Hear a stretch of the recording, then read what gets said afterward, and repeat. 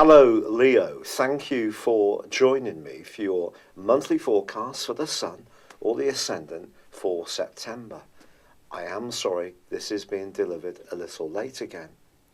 This month begins with the Sun in the part of your situation to do with foundations, the more practical considerations of life, managing your everyday budget, but also how you feel about your own self are going to be strands which feature. But of course Mercury, the planet of communication, has been going through a long passage through your sign. And on the 26th of July, when the retrograde began, that was when Mercury started to retrace its steps, and maybe around one individual hope or aspiration, things haven't quite evolved as quickly as you would like. Well, the great news is that on the 3rd of this month, you can really start to feel traction building up, and that can be very satisfying. Also, it's true to say that Venus, the planet of love and affection, moves into an area of your horoscope on the 6th, which is much more to do with your environment. But it is going to be in opposition to Uranus. So if you're in a romantic situation where it's difficult to find the time to be with one another, perhaps because of outside pressures, work demands, that may be something that you feel more sensitive about. But it's also possible that you may use the following weeks to make some fundamental changes to the way you live. These could be decorative, could be that you're going to get some paint charts out and don your overalls and try to remodel your environment somehow, or it may be that you will think about moving altogether. Some Leos may even think about a home-based business. Now this is also going to be a month when Saturn finally ends a 5.5 month backward journey, and that's something I think that we can all let a collective sigh of relief out about. If you have been finding work or obligations to others rather onerous during that period of time, it wouldn't really be a surprise. It's also possible you've had a number of practical issues to support others around, where you've had to be the person really propping up someone else's situation. Your own energy may have been a little on the low side, so it's something to celebrate when Saturn goes forwards. And also, Mercury then passes in to join up with the Sun in the sign of Virgo. Now, Mercury governs the sign of Virgo, so if you're wanting to make the most of your resources, Mercury gives you a fine opportunity to do so over the following 3 weeks. This can see you using your mind in a very agile and nimble way, negotiating, so the communicational side of Mercury, but also it forges a ground Earth trine when it moves into Virgo, connecting with both Saturn and also Uranus.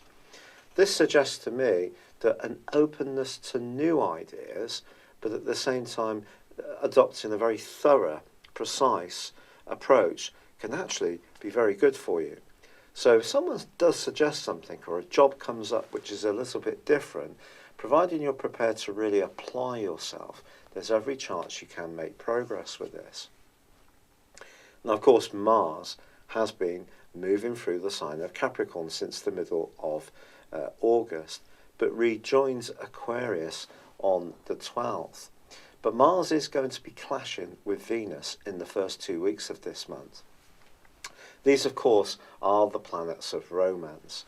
Venus, for you, initially, is in the sign of Libra, which is very good. It gives you an opportunity to articulate yourself well.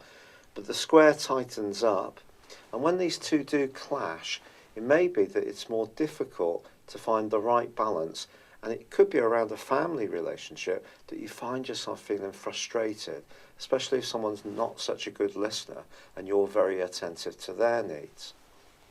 However, once Mars does move back into Aquarius, it is going to resume its clash with Uranus, which occurred from the 2nd week of May for many of the weeks since then.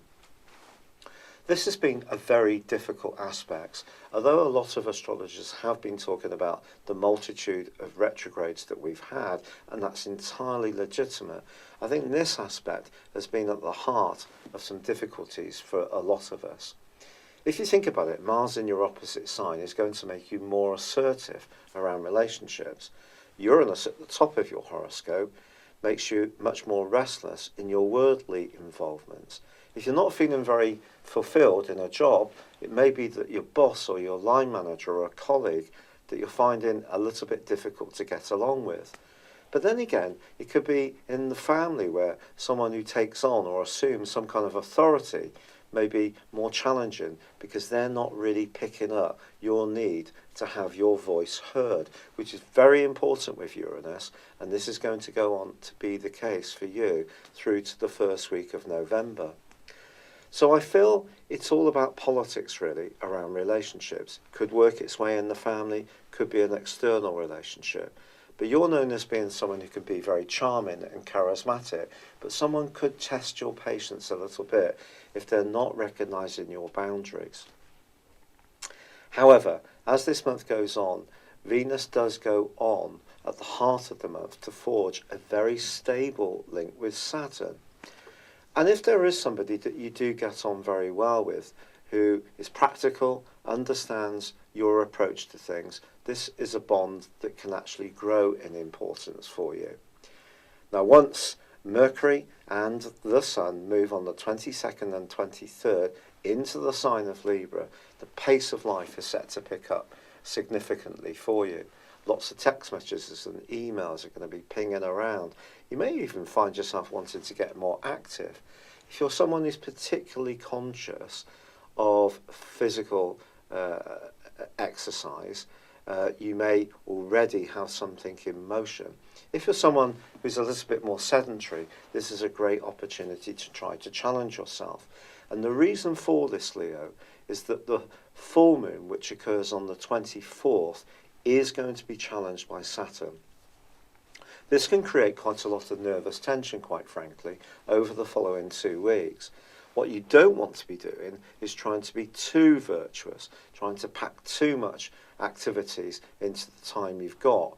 What you do need to do is perhaps to prioritise what's really important to you. But also little issues coming from Saturn in the 6th house could niggle you, especially if someone tends to be quite sharp and quite critical of some of your thinking or ideas. But generally speaking, I think the Sun and Mercury moving into your 3rd house is going to give you a sparkle. It's going to give you a desire to interact and share your ideas or learn new ones. Because of the time of the year it is, you may even consider signing up for an evening school, a language class, or sharing skills that you have with other people, perhaps in some kind of paid or formal environment. If you're particularly interested in the internet or technology, you're really going to thrive in this latter part of the month.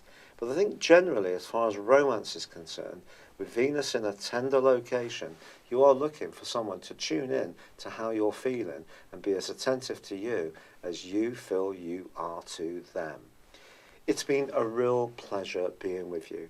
I'm so grateful for all the lovely comments, suggestions, and kind feedback around my health issues. I really appreciate it. For now, I'd love it if you would like or comment on this video, or if you've yet to do so, please do subscribe to my channel. Thank you. Hello, thank you so much for watching my video. I'd love you to join me at my Horoscope Ace app. You can find this at www.horoscope-ace.com. You can use it through Android, iOS, Apple, or Facebook. Check out your ascendant or your moon sign, or download your free birth chart. There's all your favourite videos, plus there are daily, weekly, monthly and yearly horoscopes for general, love, Chinese and Indian astrology. If your passion is tarot, there's my brilliant 3-card money or love tarot readings too.